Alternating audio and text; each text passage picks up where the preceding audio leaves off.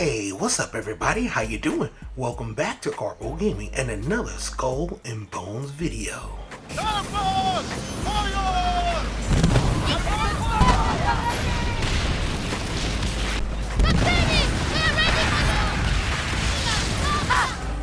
Another one. That's right, we're back at it again. This time, I have an amazing in-game build for the Sambuck. We're about to set the world on fire with this build.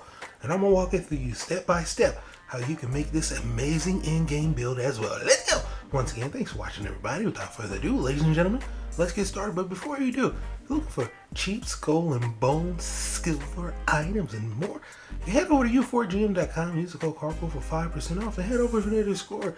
They do a lot of giveaways over there as well. Now, the Sambuck is an amazing ship. Just gotta know how to build it. First thing first, let's start off with two amazing weapons that I'm using. The Zam 3. It's basically the shotgun of the game. You can buy it from the black market, or hopefully you can get a little lucky and get this to drop in game. On our bow, we're going to be using the Fire Bombard number 3. Why? Because it has burning 1. It's going to add 10% of damage and burning damage. Everything is going to be about fire for this build.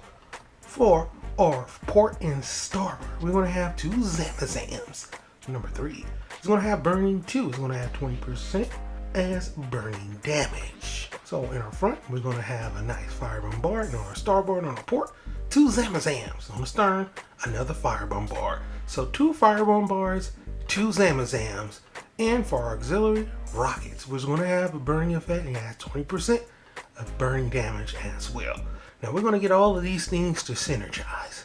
Let's talk about our armor. I was rolling with the Black Prince, and then I moved on from that to Royal Custodian because I was using my armor a whole lot more, since we need to get really close and we can increase our armor by 35%.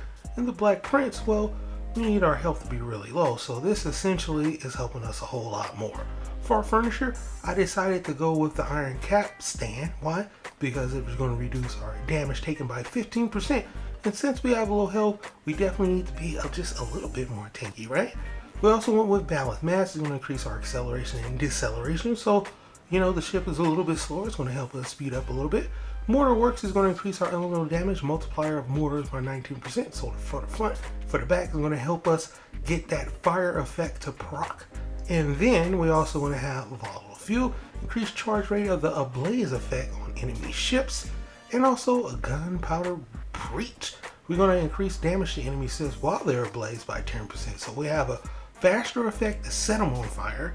We also going to have more damage when we set them on fire, and then our mortar is going to have a higher chance to set them on fire as well. All of this to synergize with our ship, which is a DPS ship, but it also comes with a perk called Scorch, which is going to deal 5,000 burning damage when you apply the ablaze effect to an enemy ship. Ablaze will be applied to enemies in a radius as well, and increase damage to ship while the ablaze is effect by 50%. Now, how do we set them ablaze? Well, the Zams is going to be on our ports and starboards. It means there's going to be 4 of them, 4 shotgun pellets, 20% chance. Is going to boost that up to 80%, just a couple shots, and they're going to be set on fire. So we're going to be accepting this mission right here, this contract, and we're going to be trying this out on privateers. Privateers are some of the hardest enemies in the game to take down, minus the bosses like OP Welling and stuff like that. But here we are, these are two smaller ships, level 8, but hey, the privateers can still do some work. They're really tanky as well. Alright, so let's try this bad boy out. First thing first, I went in with the front weapon and the back weapon as a Fire Bombard. Now I like Fire Bombard a lot, but I found it to be a little bit better when I had that lovely flame on the front. Now we'll get to that a little bit later, but for right now, let's do this. When you shoot off your Fire Bombards, at least in the front, you're only going to have 2 of those shots. It won't be setting enemies ablaze, but we do have the furniture that will help us get more elemental damage. Alright, so we're going to get a little bit more damage from that, and you see that we did set them enemies ablaze with the extra little boost elemental effects. It's going to take a couple of those shots. Now the Zam, the shotgun, you're going to have to get close. But if you do, you can set enemies ablaze and keep them ablaze as well with just 2 of those shotgun blasts, which is pretty amazing. Now, it will vary from ship to ship, but it is super fast. You can set enemies on fire super easy with the ship, with the furniture, and with these weapons. It's all going to synergize to help you get those ablaze effect, and that is what essentially what this build is all about. Setting enemies on fire, keeping them on fire so you can get extra damage when they're on fire, because you know we only have a health of 35,000, which means when we get close we're going to have to deal enough damage so we can kill them fast, because we can't be taking all that damage, right? What's also really cool, your teammates will, your crew, they'll be throwing a lot of fire bombs as well. This is also going to help with the ablaze effect.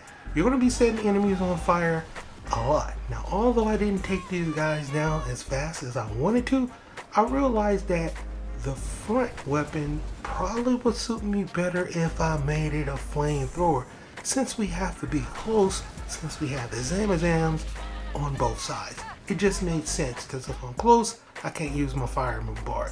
So I went ahead and switched it out. I went back, got my oil canisters, and I put on a flamethrower. And oh boy, did it change everything, my dude.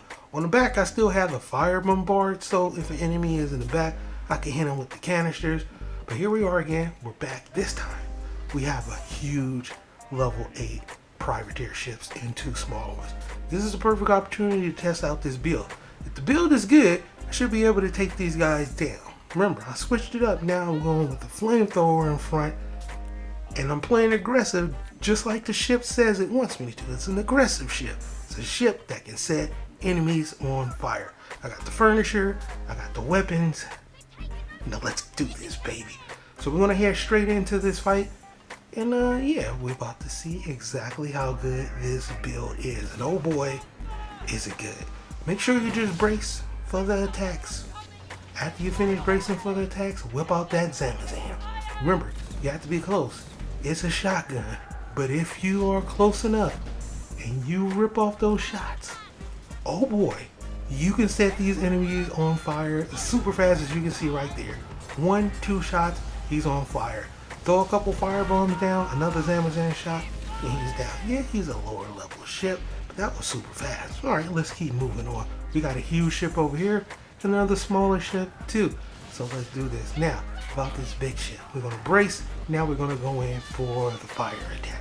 And here is where I knew, okay, this is a good build, because, oh boy, you can set enemies on fire. Easy peasy with the flamethrower. Just hold it down and they're on fire. They're going to get that extra blaze effect. Now you have extra 50% damage that you can do while they're still ablaze. Zamazam shot from the side, and look, he's still on fire. He even got time to reload another Zamazam shot, and he's down for the count. So yeah, my dude, this build is really good. Its in-game build is going to cost you a lot to get there, but if you put everything together, you're going to have yourself an amazing Sambuck. But for right now, that's pretty much going for the video. I hope you truly enjoyed it.